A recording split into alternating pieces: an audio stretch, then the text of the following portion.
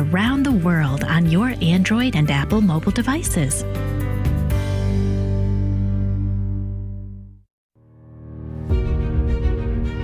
The Simple Truth, rising up to explore the difficult topics of real life. Join us as we proclaim the good, the true, and the beautiful with the simple truth of Jesus Christ and His Holy Catholic Church through Scripture, tradition, and the Catechism. And now, your host, Jim Havens.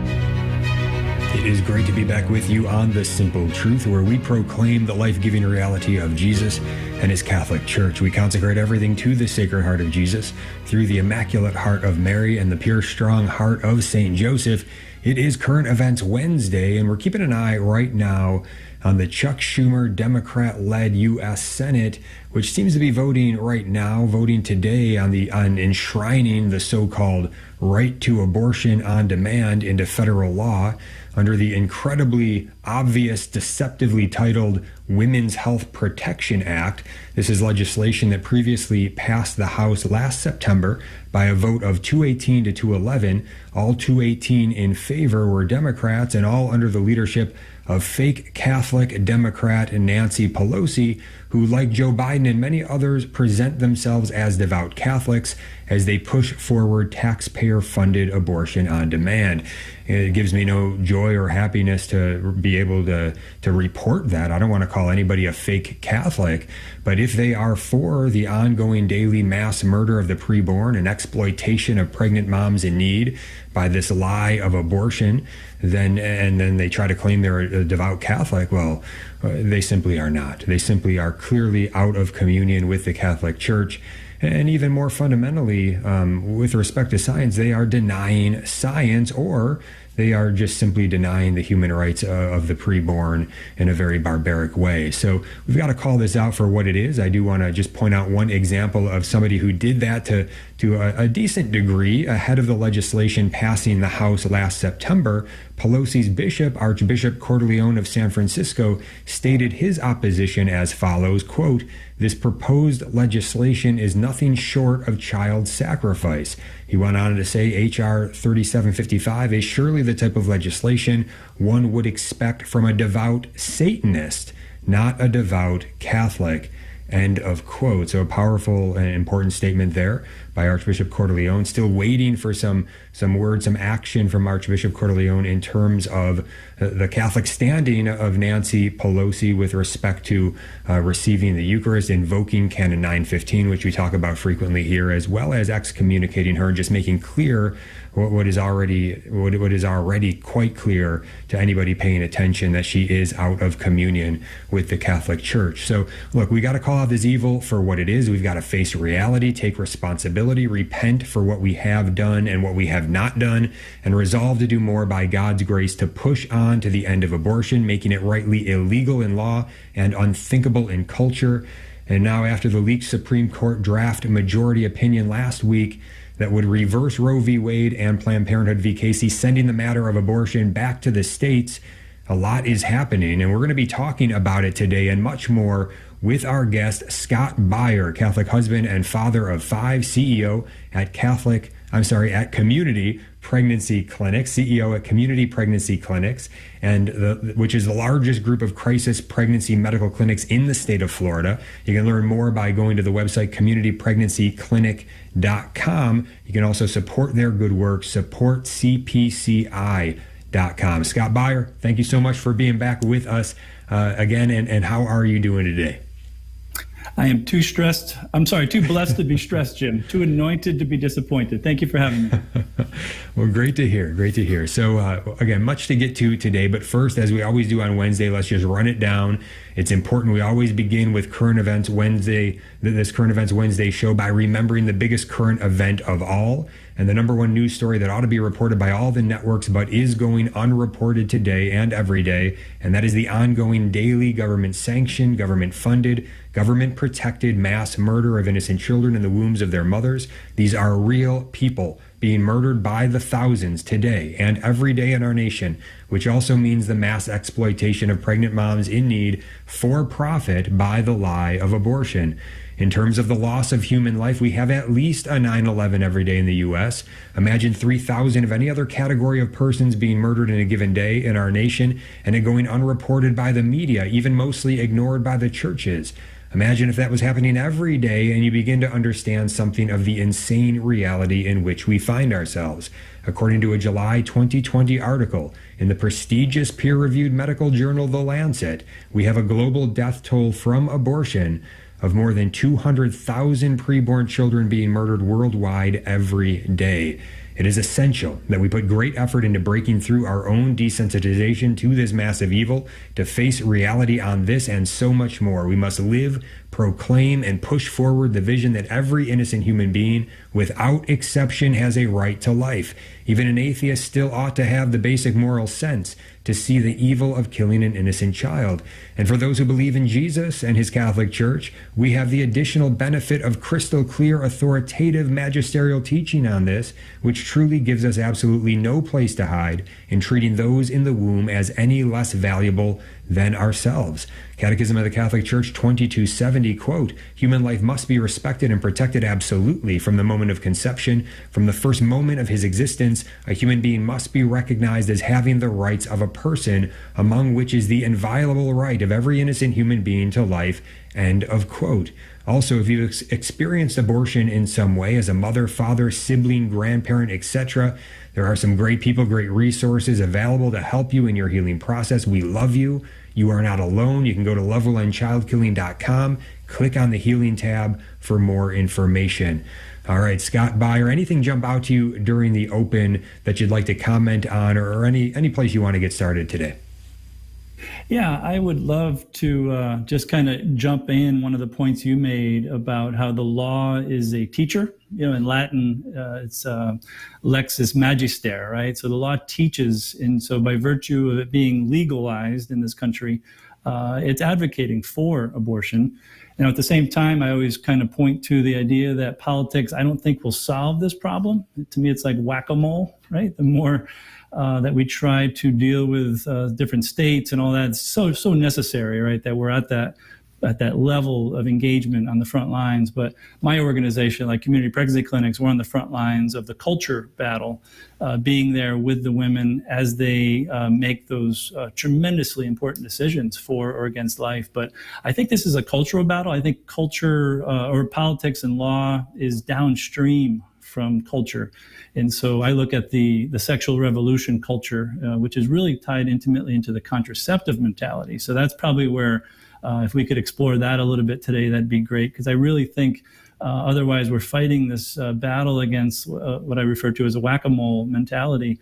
And we're feeling we're behind the power curve, whereas Planned Parenthood, they know their market, they know they have to, and they've tried to get to the youth now for a long time. And so, you know, this idea of dealing with abortion, we have to do it on all fronts, right? We can't just focus on one area, but that contraceptive mentality, and something I referred, or that I've come across recently in the Balaam strategy, maybe we can refer to that a little bit, as I kind of dove in deep with this idea of the sexual revolution and just what it did to allow abortion now to not only be legal, but to be, as you always say, funded and supported by the government. Mm-hmm. Yeah, so much to get to today. Very excited for this show. The point that you are making about politics being downstream from culture, I want to get your thought on this, because I think you would probably disagree with this interpretation of that idea. Sometimes that idea is being used as a way to say, to downplay at all, really, the importance of really speaking truth to the politicians and saying, look, this is what it is. Here's the reality. These are human beings from conception, fertilization. They ought to be protected as human beings, as human persons from conception, fertilization, and the laws ought to reflect that and to really push them in that way, rather than say, well, you know, it's all downstream from culture, so let's only just work on the culture, and then over time, if we change enough hearts and minds, then maybe, you know, it'll trickle down to get in changing the law. Don't we have to do both? I think you would probably agree, but I want to just point it to you. Don't we have to do both? Push on all of it, all at the same time, with the truth of what the reality actually is. Absolutely. No, thank you for clarifying that, because that phrase is often used in a variety of contexts. And I think, if you look historically, if you want to know the future, right, the farther back the history you go, and you look at slavery, right, until people saw slavery, when it was being covered by the newspapers, then politicians were, in a sense, forced to accept the fact that slavery was an injustice and what was actually being done. There's so many examples. You look at Great Britain, you've seen the movie Amazing Grace with Wilbur Wilberforce. He did the political efforts over years and years and years. He became a politician himself. But it was only when the culture kind of said, okay, this is wrong. They could see the slave ships. They saw the sketches in the newspapers. They smelled the ships as they entered on, as he welcomed them to see the conditions. So I think it's not either or, right? I think we agree it's both and. But politicians generally, as you probably well know, won't do the right thing often until they're kind of forced to, and not physically, of course, with any kind of use of force, like we're seeing from the left, committing federal offenses by being in front of Supreme Court justices' homes, which is abhorrent, right? When I'm talking about the force of culture, of the people saying, no, this is wrong, and we want to hold our elected officials accountable because they are the ones who can vote this, our way and to protect life, which is what they're required to do by virtue of their office. Mm-hmm. Yes, we are blessed to have Scott Baier with us, CEO at Community Pregnancy Clinics. When we get back, we're going to get into an overview of the good work that he is doing with Community Pregnancy Clinics, also getting into the root cause of really the symptom of abortion, as Scott speaks about the sexual revolution, the contraceptive mentality. What is the Balaam strategy, as he talked about? What's the importance of understanding that? So much to get to. We also want to open up the phone lines and get any questions or comments that you have today. So if you have one that you want to get in now, the number to call is 1-877-511-5483. That's 1-877-511-5483. We'll be right back. Are you holding on to an old car or truck because you think dealers won't want it? Then consider donating it to the Station of the Cross Catholic Radio Network. This is a great way to turn your unvalued vehicle into a powerful gift for Catholic radio. You'll be taking part in our evangelization efforts to continue spreading Christ's love throughout the world. Our Lord uses Catholic radio to draw more people to himself, and one of the best ways to support the Station of the Cross is by contributing to our vehicle donation program. The process is safe and simple. Your generosity will greatly benefit our mission to bring the truths of the Catholic faith to countless listeners. To find out more or to donate your vehicle today, visit thestationofthecross.com or call 1-866-628-CARS. That's thestationofthecross.com or 1-866-628-2277. Howdy, this is Adrian Fonseca, producer of the Catholic Drive Time Morning Show. We're happy to be with you on the Station of the Cross Catholic Media Network each weekday morning at 7 a.m. We strive to keep you informed and inspired with insightful guests and a look at the breaking news of the day. Join us on the Catholic Drive Time Show every weekday morning at 7 a.m. across the Station of the Cross and the iCatholic Radio app. That's every weekday morning at 7 a.m. We look forward to seeing you there. God love you. This is Jesse Romero, host of Jesus 911, heard weekdays at 2 p.m. Eastern. I'm joined each day by a variety of co-hosts like Ruben Nava, Paul Clay, Dan Schneider, and my amazing wife, Anita Romero. We tackle Catholic devotions, spiritual warfare, family life, saving America, and everything in between.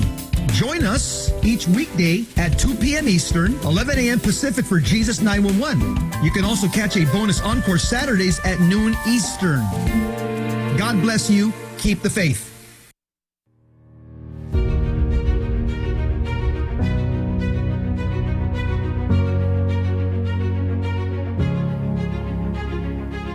Simple Truth. Jim Havens here with our guest today, Scott Baier. He is CEO at Community Pregnancy Clinics, the largest group of crisis pregnancy medical clinics in the state of Florida. You can learn more about them at communitypregnancyclinic.com, or just hold on. Scott's about to tell us about the good work going on there, but you can also support that good work by going to supportcpci.org.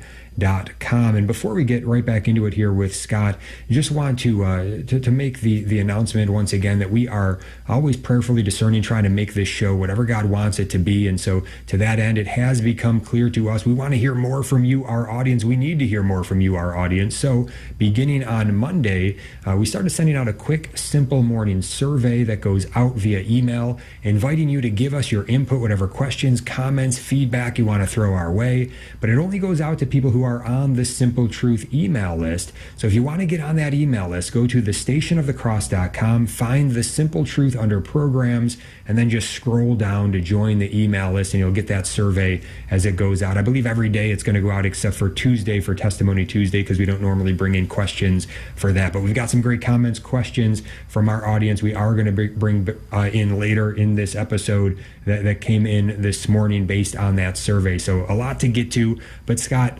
please quickly give us that overview on community pregnancy clinics, the good work going on there. It is important. There are some people that don't realize the great work that is going on the ground, and which you are seeing up close and personal every day. Please tell us about it. Yeah, thank you, Jim. Yeah, we're one of the oldest system of pregnancy clinics in the country, with 7 current clinics in the state of Florida, from Naples to Fort Myers, Sarasota, and all the way up to the University of Florida in Gainesville, with 2 mobile clinics as well. So we offer obviously pregnancy tests, STI testing, ultrasounds, which is the core of what most pregnancy clinics are doing, with over 90% of the women who see the baby on ultrasound will choose life.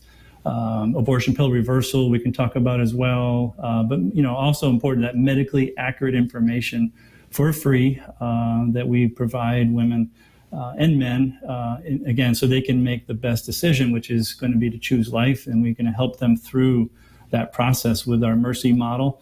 We're also a medical model with our medical directors and RDMSs, doing the sonographer, ultrasounds, and our nurses. So every day there's miracles happening. So many stories I could share about women who are choosing life and experiencing that love and mercy of Christ at the very heart level and the very practical level as well. So we're proud of what we do. We are looking to grow and expand, and one of our goals is to get to more universities. We talk about that sexual revolution.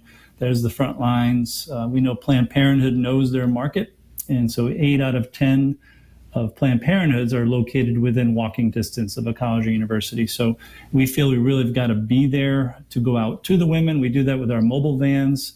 We do that with technology, getting to the phones. We're really heavily invested in working further to invest our technological abilities to reach women before they reach Planned Parenthood, whether that's in the clinic or obviously on their phones.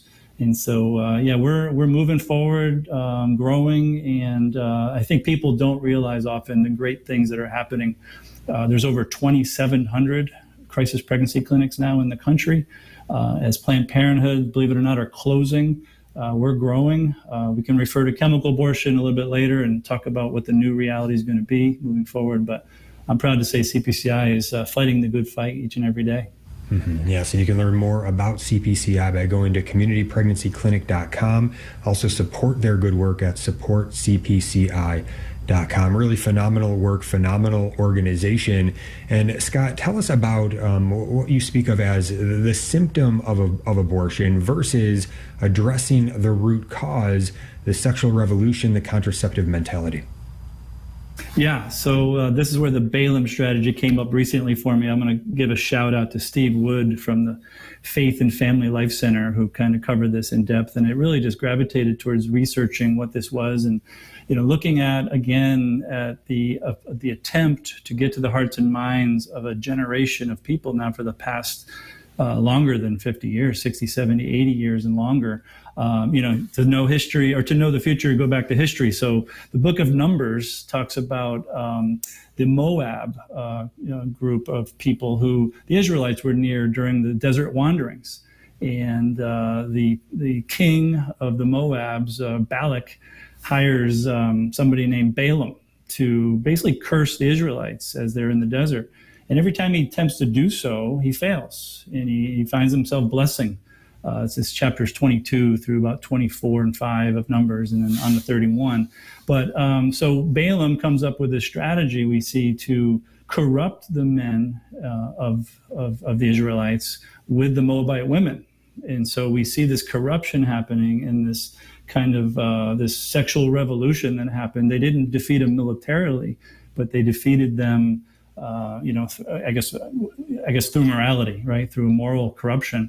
And it's interesting, if you search for Balaam, you're going to see 42 times his name appears in Scripture. And I was astounded by that. And even St. Peter in 2 Peter refers to the Balaam strategy. 1,500 years later, he says false prophets arose among the people, and these false teachers will follow their licentiousness. And it says, leaving the right way, they have gone astray, having followed the way of Balaam.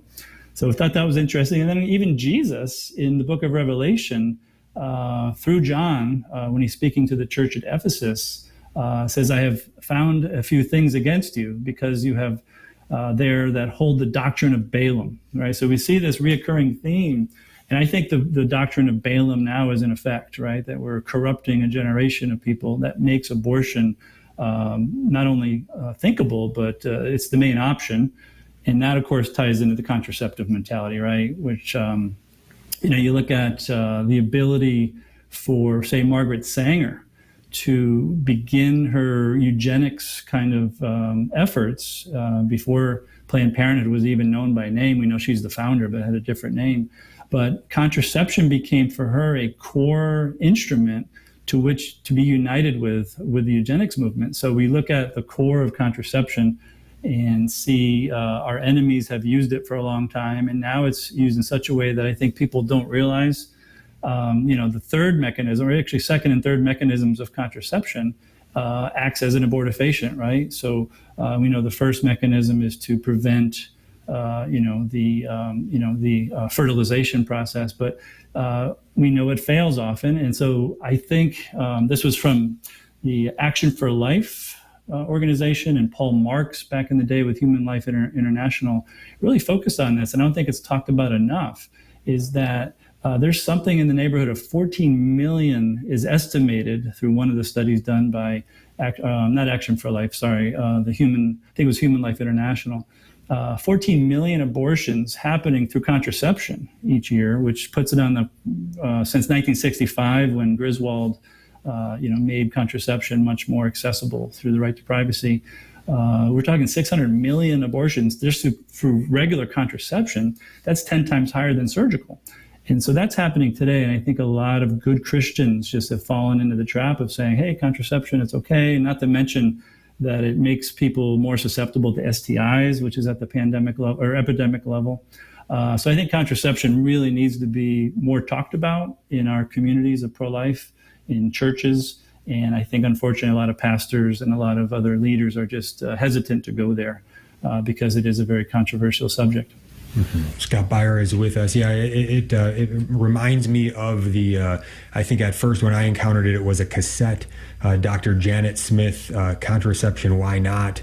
And then also that became a CD, very popular, got passed around a bunch. But another very influential book to take a look at, a piece of writing to take a look at, is by Randy Alcorn, Does the Birth Control Pill Cause Abortions? Now, this is a Protestant man a very pro-life man, and just said, look, I keep hearing from all these Catholic pro-lifers that about this, that the birth control pill is causing early abortions, and I don't think that's true. So I'm going to go investigate it, show him how that's false, and let the truth be known. But when he did the investigation, he found out that yes, that very well is the case. Sadly, tragically, this is the case. So yes, we need to know about this, especially as we proclaim the fact that human life begins at conception, fertilization. There ought not be any sort of birth control pills with this mechanism, this secondary mechanism of killing the child after conception, fertilization. In fact,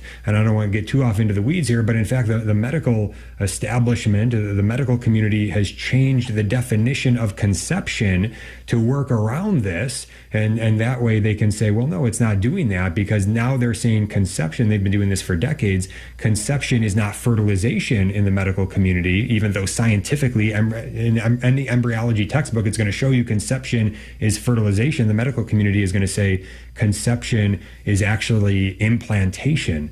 And so that way it gets around saying that there is a human life at an early stage being snuffed out by these birth control pills. Again, don't need to get off in the weeds, but Scott, anything else you want to say on that?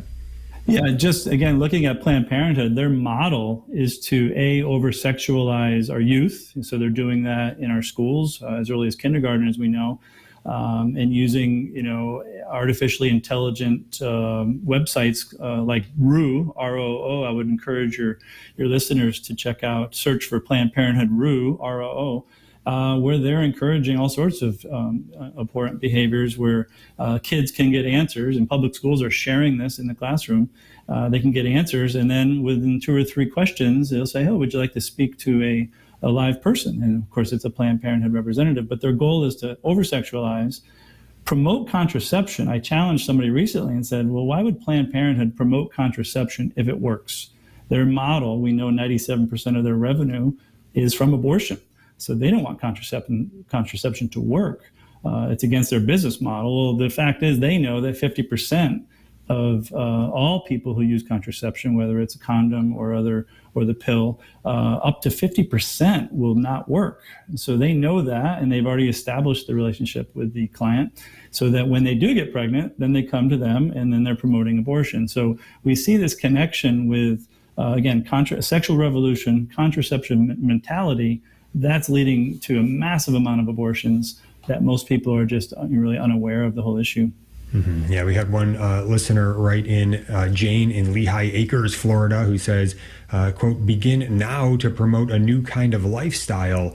I cannot think of a better place for a strong marketing campaign elevating the human condition, end of quote. So she's seeing the same thing. She's saying, look, we need to have a new marketing campaign that is proclaiming the truth about the human person, certainly at the level of sexual integrity, all the way on up, certainly with respect to life from conception, fertilization. But anything else as we head to the hard break here, Scott, along those lines that you'd like to share, just in terms of the bigger picture, the bigger vision that we need to be proclaiming? Yeah, I'm also going to, maybe after the break, we can get into chemical abortion, which is intimately tied into contraception. In fact, the pro-abortion movement is going to be referring to chemical abortions, which we can talk about more in depth, RE46, as regular contraception. And they're even going to promote it as a missed period pill. And before you even verify pregnancy, take these pills. And as we know through experience and through data, there's horrible effects happening to women who are taking the chemical abortion pill. So maybe we could go there after the break.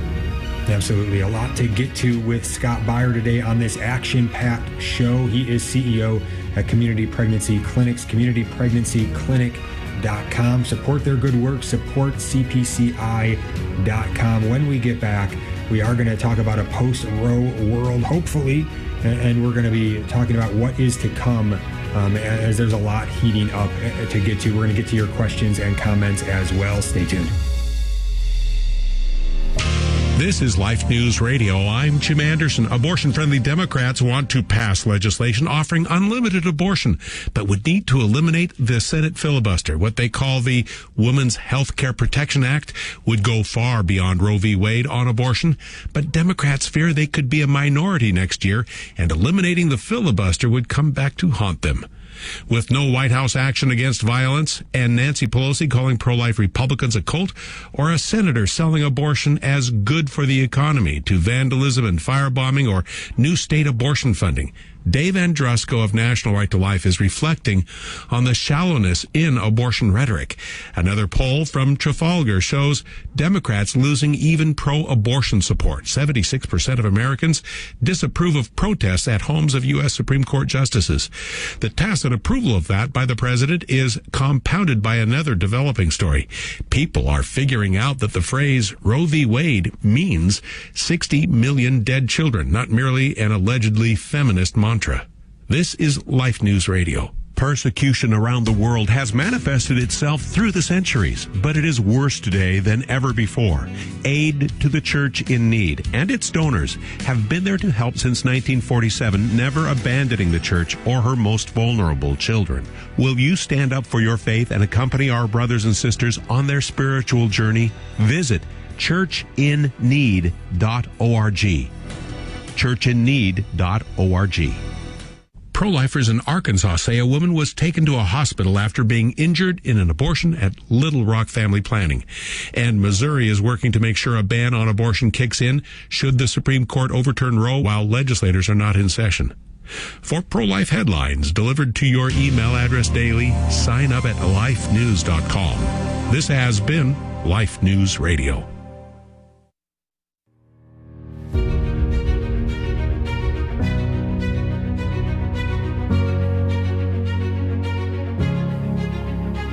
Welcome back to The Simple Truth. Jim Havens here with Scott Baier, our guest today on this Current Events Wednesday. He is CEO for Community Pregnancy Clinics, the largest group of crisis pregnancy medical clinics in the state of Florida. CommunityPregnancyClinic.com for more information. To support their good work, support CPCI.com. The breaking news is just coming across that the vote from the Senate, the final tally did defeat this bill that was trying to make it a federal law to have abortion on demand made a federal right that would be basically counteracting anything that the Supreme Court would do in a sense. And the final tally, it comes down, is 49-51.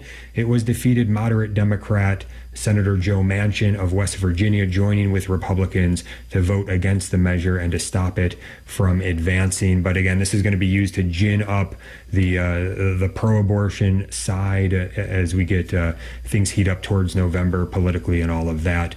And I do want to open up the phone lines, make sure that everybody knows you can get in right now with your question or comment with Scott Baier today, talking about all of this. 1-877-511-5483. That's 1-877-511-5483. Scott, before we get into the chemical abortion and the importance of understanding what's going on there, and you have a very good vantage point we certainly want to hear, but with respect to this vote that just came down and things that are heating up, I want to bring in a comment here. This comes from Joe in Rentham, Massachusetts, listening to us on 1060 AM, the Station of the Cross in Boston. He asks this. He says, how can we best leverage the current situation where our pregnancy centers are being vandalized, violence and protest is occurring in churches, including threats of burning the Eucharist by radical pro-abortion groups, justices' homes being threatened, etc. How can we leverage this to better advance building a culture of life? End of quote. Scott, what are your views on here? What is your answer for Joe? Yeah, I would say just to get involved locally, right? Most people are not aware of what's available to them in their local communities. So educating people about the local crisis pregnancy center in your area, and whether it's through time, talent, or treasure, help out, whether it's volunteering. We have people come in and volunteer to sort the clothing that we give out. Our diapers are going out, and we have diaper drives and all sorts of ways for people to get involved at the very practical level. But in terms of the violence that we are seeing being threatened, and we saw in Wisconsin and Oregon this past weekend, violence begets violence. Abortion is a very violent act. And I think as we educate people who are in that middle group, right, the apathetic or those that are not quite sure where they stand on this important issue because they're distracted by the other realities of life. And, we who are involved in the day-to-day can't understand that, right? How could you be apathetic about such an important issue? They just don't know often. And so I think education is so critical. But as these violent attacks and threats will increase, I believe, especially as we get closer to when the Supreme Court decision comes down, to me, it's a demonic frenzy, right? So your average person who's in the middle is looking at that and saying, I'm not for that. Well, let's talk about it then. What are you for? Because that violence is happening each and every day, thousands, hundreds of thousands of times, as you point out, worldwide, in the womb of our mothers. So what do we expect? This is just another outreach of the evil of abortion. Well said. Scott Baier is with us. Scott, tell us now about that vantage point that you have with respect to chemical abortion and what we need to know. Yeah, so this gets into what's going to happen post-Roe, as we hope, as the actual decision comes out the way we think it's going to. The movement of pro-aborts are already pushing, and they have been doing it for years, this idea that we're going to use the RU486, the chemical abortion. They like to call it medical abortion. I don't refer to it as that because medical implies that you're helping people, uplifting the Hippocratic Oath. RU486 is anything from that. So educating people on what RU486 does to the woman. We know that 1 in 5 right now have major complications, whether it's hemorrhaging, infections, partial birth, and to the dismay of pro-lifers around the world, or in the United States, the Biden administration took away the REMS protocols during COVID. And REMS stands for Risk Evaluation and Mitigation Strategies, that only 27 drugs out of the thousands of pharmaceuticals that are out there have REMS protocols because they're designed to protect women from really strong drugs like RU486, which is actually 2 separate pills, Mithoprix, which kind of basically starves the baby. It makes the body think that it doesn't, it's not pregnant, that it doesn't need progesterone, so it blocks the receptors to progesterone. And then the second pill, the misoprostol, normally taken within 72 hours, evacuates the baby out of the woman's body. So it's a horrible process. You can see movies like Unplanned, where you see a very graphic rendition from Abby Johnson of what that can look like. But 1 in 5 will have complications. There's no REMS protocols. Therefore, telemedicine right now is the number one way it's being distributed. You can go on websites. There's about 36 websites right now. So post-Roe, even if Florida, even if we were so fortunate to have the governor and the legislature ban abortions at 6 weeks, which we obviously hope for, like Texas. We know 80% of abortions happen before 15 weeks, and chemical abortions would still be allowed because states like California and Oregon could send it to some state like Florida that maybe hopefully will ban it. So it's going to be really a hard thing to address. Politicians need to be aware, number one. Number two, it's going to be very difficult to enforce, but we have some ideas in that front. But whatever laws are passed are really going to have some teeth to essentially bankrupt companies that would do this kind of terrible procedure. So I think, again, you go back to sexual revolution, you go to contraception, it's a natural outgrowth now to have chemical abortion. Like I said earlier, they're going to encourage the movement to call RU486, which, by the way, from the company, and you might not know this, but the company who developed it, Russo-Ukloff, their parent company, if you follow it far enough back, goes back to Nazi Germany and the developers of Zyklon B. You almost can't make this up, how tremendously eugenic the mentality is to get rid of the undesirables from our population. And so it's another example of how things like chemical abortion are going to become the norm. They're going to be generally accepted unless we can educate people to the contrary. Phone lines are open. Give us a call with your question or comment now, 1-877-511-5483. That's 1-877-511-5483. And yes, Scott, as you talk about that, look, the Texas 6-week abortion ban, as good as that is, that's not enough. We need personhood now. That's why we're having the personhood rally on June 11th in Tallahassee. Want to invite everybody to that once more, and men to gather for the men's march right before that, which is going to be leading up to the rally in Tallahassee. So all of this you can find out more about by going to themensmarch.com. But we're calling on everybody to lead on life, beginning with ourselves.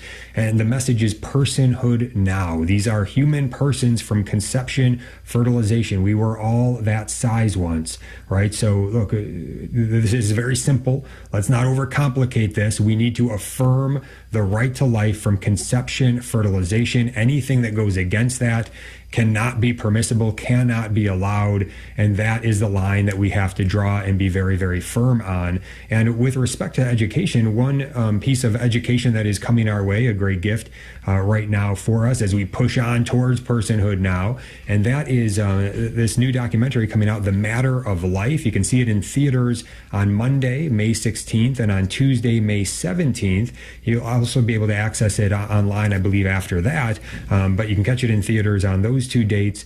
And this is a good documentary. I was able to get a pre-screening of it, and very, very well done, giving a lot of great points that probably many people don't know of. And even if you are well versed in this stuff, you're probably going to grab 1 or 2 things that you haven't heard before or noticed before, and certainly it's going to help you to really hone in all the more on the reality that we're facing and our responsibility to really take action, to pray and work for the end of abortion.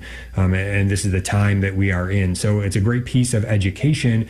Scott, I want to get your thoughts on it. But first, actually, let me get your thoughts on it right away, and then I'll bring the clip in. But I know you've also seen this documentary, I think, multiple times. So share with us about the importance of this education. Yeah, I saw it at the Heartbeat International Conference about a month or so ago, maybe a little longer. I've seen it 6 times since, and every time I'm moved. A lot of information for someone who doesn't know a whole lot about the pro-life movement or the pro-abortion movement as well.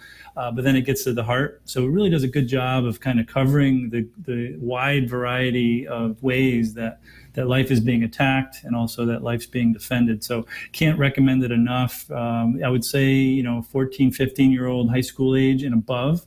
There are some scenes there that I think are necessary to be shown, but it does do it not in a very, in-your-face kind of way. It gives you options to kind of, to look away from seeing some of those images. But going back to what's really going to affect hearts is when they see what abortion is and they see the movement for what it is, which is, tremendously evil. So highly recommend the movie. There's a lot of details in there that I think anybody would benefit from. And if they have friends or family who are in the middle, maybe they're, again, personally opposed but wouldn't want to impose an anti-abortion stance, that's the perfect person to come see that kind of movie. Mm-hmm. Yeah, Scott Baier is with us. And one point that I noticed in the movie that, look, they can't cover everything. One thing I think that was missing, but then again, I only saw it once, so you can correct me if you did see something in there about this. And I think this is a point we really need to make sure that we are getting across right now. They did a great job in the film, by the way, getting across the so-called hard cases in the sense of a child conceived under the horrible circumstance of rape. But they didn't really lay out, as far as I could see, the fact that abortion is never medically necessary. So life of the mother, this whole language game that gets played around that. I want to play a quick clip and also mention that Dr. Anthony Levatino, who is featured in the film, he's got a great video that's out there by Live Action on how abortion is never medically necessary. But this one is by Dr. Kendra Kolb, neonatologist, also probably Kendra Cobb, actually, neonatologist, also with Live Action. That's where this video comes from. Let's hear this clip. Abortion can never be medically necessary, and just kind of get a sense of the games that are being played around this. But the truth is that a child, if there is a problem and the child is a viability, well, then you can deliver the child. No need for abortion. And Dr. Cobb is going to explain to us what happens if it's earlier. Here it is. In addition to early delivery as a means of protecting the mother, there are also times when it may be necessary to give a pregnant mother medical treatments which may tragically result in the loss of the baby. However, it is important to understand that these treatments are not abortions. For example, if a pregnant mother has cancer and chooses to undergo chemotherapy, that treatment may result in a miscarriage.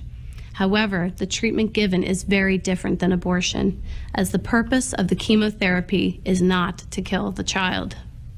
Some will also confuse the necessary treatment for an ectopic pregnancy with an abortion. An ectopic pregnancy occurs when a preborn child implants in the mother's fallopian tubes or somewhere outside of the uterus.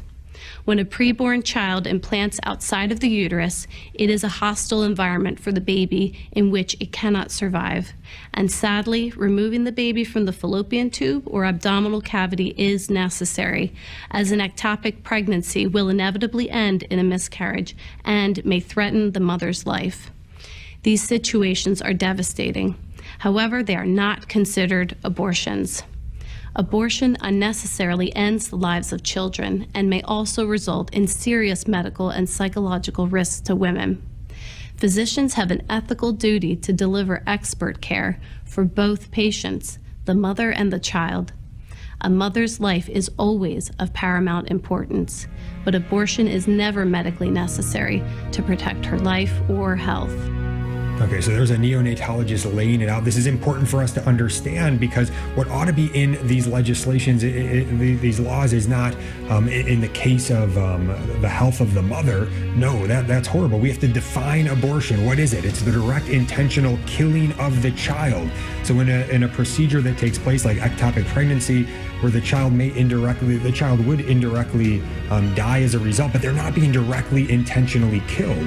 Why this is so important is because it's making it clear what abortion is, what it is not, but also so you can't have this life of the mother exception and then them widen this exception like they do in Doe v. Bolton, where they say, well, now life of the mother can mean her social well-being, her mental well-being, all these other things, and then before you know it, this exception is huge and doing massive devastation. We'll be right back. Stay tuned. At the Station of the Cross, we are blessed by the variety of donations our listeners generously contribute for our evangelization efforts. From planned gifts to employer matches, we even receive donations through transfers of stock. Please consider giving a gift of stock to help us continue sharing the love of God with our hurting world. If you are being called by God to donate through a transfer of stock from your brokerage account to ours, please ask your broker to contact us at 1-877-888-6279. Your broker will need to indicate the number of shares being transferred as well as the QSIP number of those shares. That's 1-877-888-6279. Thank you for considering a gift of stock to the Station of the Cross so that we can continue proclaiming the fullness of truth with clarity and charity. You can listen to any of our network-produced programs at your convenience, wherever you enjoy podcasts. Hear a powerful sermon you need to share with a loved one? Maybe there's a guest or teaching segment that deserves another listen. You can find all of our shows on Apple Podcasts, Stitcher, Spotify, Google Podcasts, our website, and the free iCatholic radio app. Be uplifted in your faith. Listen today at thestationofthecross.com or on your favorite podcasting platform. This is Rick Paolini and Father Jacek Mazer. Join us every Sunday morning at 11 for Divine Mercy in My Soul. The humble soul is like a sponge, and the soul that is not humble, that's full of pride, is like a rock. The Bible tells us that God opposes the proud and gives graces to those who are humble. So tune in for Divine Mercy in My Soul every Sunday morning at 11. And catch the encore presentation every Tuesday evening at 8. Jezu, ufam Tobie. Jesus, I trust in you.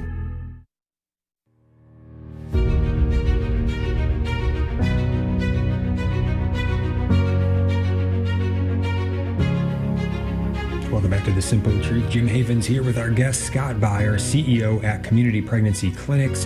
You can learn more at communitypregnancyclinic.com. Support their good work. Support CPCI.com. Phone lines are open as we come down the stretch here in this final segment. Call in now if you want to get a question or comment in before the end of the show. 1-877-511-5483. That's 1-877-511-5483. Right before the break, Scott, talking about abortion. Can it ever be medically necessary? The fact is that really looking at the science, it is never medically necessary if we rightly define abortion for what it is. But yet we still have these life of the mother exceptions that are being pushed in legislation. Anything that you want to comment on about that? Yeah, no, it just reinforces what's in the Catechism, right? Paragraph 2270. Human life must be respected and protected from the very first moments of conception. Rights must be given as a person. So I think that Catechism quote really needs to be where we need to be focused. And then, like you said, this is all opportunity to educate people about what is or isn't medically necessary, what is happening during abortion. That video mentioned ectopic pregnancies, and going back to chemical abortion, one of the REMS protocols is to verify not only gestational age, but to verify that it's not an ectopic pregnancy. Because if a woman takes the chemical abortion pill, RE486, her life's in danger if that's an ectopic pregnancy. And so women have died and will continue to die because they're not seeing a doctor in person. It's telemedicine. We have human trafficking victims and their perpetrators buying large amounts of chemical abortion. So I think we have to really get to the core of what you're getting at, what the Catechism highlights, is that from the moment of conception, we have to protect human life, and everything else is a stepping stone to that goal. I did want to mention a chemical abortion real quick because there is hope, and there's another website that I would direct people to learn more about that world. It's called thisischemicalabortion.com, www.thisischemicalabortion.com, and there's 5 videos that are about 10 minutes long. After a half hour or so, 45 minutes, you would be an expert in this world. But one of the areas that people know nothing about often is abortion pill reversal. And so we offer that service where there's a hotline. It's another 877 number. I don't want to confuse your listeners, but 877-558-0333 is the Abortion Pill Reversal National Hotline. So many women who take the abortion pill have that regret instantly, and they say, what am I going to do? Well, when they call Planned Parenthood, very often what they're hearing are quotes, and this is directly from a Planned Parenthood to one of our clients, flush, don't look, don't worry, it's normal bleeding, and this is what they're hearing from Planned Parenthood. When they call us or other good pregnancy clinics who have the information that's correct, they can take what's a simple progesterone. It's prescribed by the doctor. It's what the body produces. It doesn't harm the woman. It's simple progesterone. And we've had up to 8 saves in our clinics. There's been about 250 saves that way in the state of Florida and about 2,700 now, I believe, nationally. That's a small number compared to the number of chemical abortions happening, but it will continue to grow as we can only hope. But there is a way to reverse that process once the first pill is taken. Like I said, that Mithoprex, if that can be counteracted with progesterone, the baby's life can be saved. And there are people walking this earth today who are the product of abortion pill reversal. Mm-hmm. Yes, and that's information that the pro-abortion folks, the Planned Parenthood workers, they're not going to tell these pregnant moms or these moms that need to know that information. And so thanks be to God for the good work of all the sidewalk counselors out there who are informing these moms on their way out by God's grace, using them in so many wonderful ways. Thank you if you are a sidewalk counselor, and if you're not, maybe consider getting involved in that way if there's an abortion center somewhere in your neighborhood. Scott, also, we had a question come in. This is from Patrick in Abington, Massachusetts. He wants to know this. He's saying, in getting more students and youth involved in the work at pregnancy resource centers, how can you reach out to youth in a way that asks them to help advocate for and support their fellow youth so that it really resonates and attracts them to want to get involved more? So I guess not only engaging and getting youth involved, but then really training those youth up to really reach out to their peers and be effective in getting more youth involved. Yeah, so we're doing things on the local level. Like I said, we're on 2 or 3 different universities in the state of Florida where our clinic in Gainesville is on the campus. So engaging them, the students, on a level of first trust, right? Being present at the orientations and being present at the student activities so they see organizations like ours that are there to help women. And so that's, first of all, I would say, to gain trust and do that at the local grassroots level. Then there's other great things happening nationally, like Students for Life is that's their purpose, is to form pro-life student groups who are then able to energize their peers because it's such a big market. Again, I'll give one example. A guy named Bo Boatman, a student at Florida Gulf Coast University here in Southwest Florida, he saw some flyers around campus that were basically lying about our clinics, because we're on campus with our mobile van once a week, and they actually give us an office another day of the week to help out with their STI testing. But he saw these flyers and said, no, this is wrong. And so he produced a series of videos, interviewed several pregnancy clinic directors, and really educated his peers about what the reality was, that we are medical, we have foul HIPAA, codes and things like that. So he engaged his own culture. So I think to energize the base of students is a challenge, as your listener pointed out, but I think it's an opportunity, because this is, that's the pro-life generation that I think will see the demise of not only Roe v. Wade, but making abortion even unthinkable, which is that culture project effort that's so important. So I would say engage students at whatever level you can and give them the tools, and groups like Students for Life are doing that at such a great level nationally. Mm-hmm. Yeah, only a few minutes left to go, but in terms of our response going forward, Scott, what are you focused in on? What are you thinking right now? What do you want to share with us as we close out today? Yeah, going back to the 30,000-foot view, again, not to diminish the need to engage on the political levels. I think a lot of people are doing that. We need to continue to do it, and we'll continue to support those efforts. At the same time, and not either or, that both and effort is, let's get to the hearts. We can end abortion one baby at a time.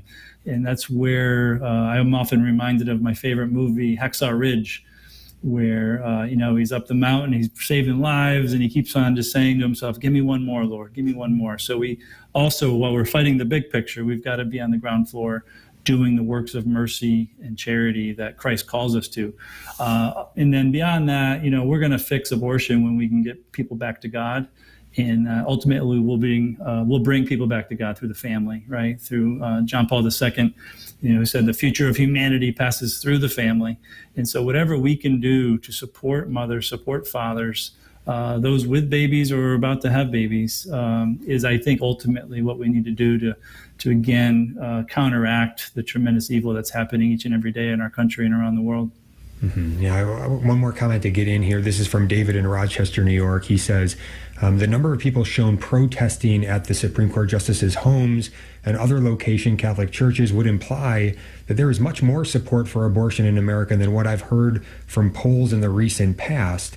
Your thoughts? And to me, Scott, I got to say, I would think there'd be even more of it, quite frankly. I was surprised it has been as little as it is. I do think that it's showing me that there are a lot more people that are looking at what's going on in terms of the pro-abortion people going wild and saying, yeah, I don't want to be like that. And it's actually moving them in our direction. What are your thoughts? I'd agree. I think it's much smaller than we would anticipate. I think it will grow again as the Supreme Court decision comes out. But this is a demonic frenzy that your average person, those people that we're friends with and we work with, they're not going to advocate for the kind of violence that's being touted when they're supposed to be there for women. And here we are attacking people. Again, violence begets violence. So no, I agree. I think it's much smaller than we anticipated, and most people are going to turn away from that.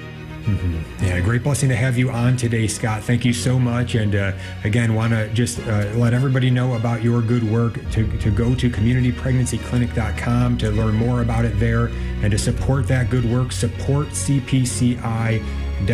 Scott, thank you so much for being with us. Thank you, Jim. God bless you. All right, and if anybody wants to send out an email to me on this episode or on any other, feel free to shoot me an email, jimh@thestationofthecross.com. God bless you. You enjoy listening